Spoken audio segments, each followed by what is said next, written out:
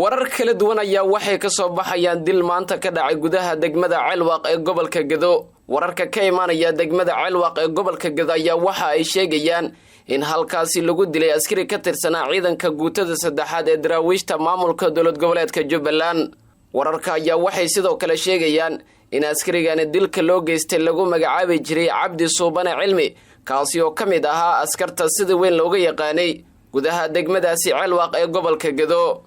ila dadka deegaanka ayaa sidoo kale waxay noo xaqiijiyeen in dilkani uu ka dhacay inta u dhaxaysa xaafadaha magaalada iyo sidoo kale xerada ciidanka ee ku taala duleedka koonfureed ee degmada Ceelwaaq ee gobolkaasi Gedo. dhanka kale wararka ayaa waxay sidoo kale tibaaxayaan in kooxda dilka geysatay isaga baxsadeen goobta uu falku ka dhacay, iyadoo sidoo kale halkaasi ay gaareen ciidamo ka tirsan kuwa ammaanka maamulka dowlad goboleedka Jubbaland, kuwaasi oo halkaasi ka sameeyay baaritaano xoogan oo ku aadan sidii gacanta loogu soo dhigi lahaa dableedan huweysan ee dilka ka geysatay halkaasi. ilaa hadda ma jiro wax war oo ka soo baxay laamaha ammaanka degmada Ceelwaaq ee maamulka dowlad goboleedka Jubbaland, kaasi oo ku aadan dilkii loo geystay Cabdi Suubane Cilmi oo kamid ahaa ciidanka guutada saddexaad ee daraawiishta maamulka dowlad goboleedka Jubbaland. isku soo wada duuba dilkan ayaa waxa uu qayb ka noqonaya falalka amni darro ee mararka qaar ka dhaca gudaha degmada Ceelwaaq iyo sidoo kale guud ahaan gobolkaasi Gedo.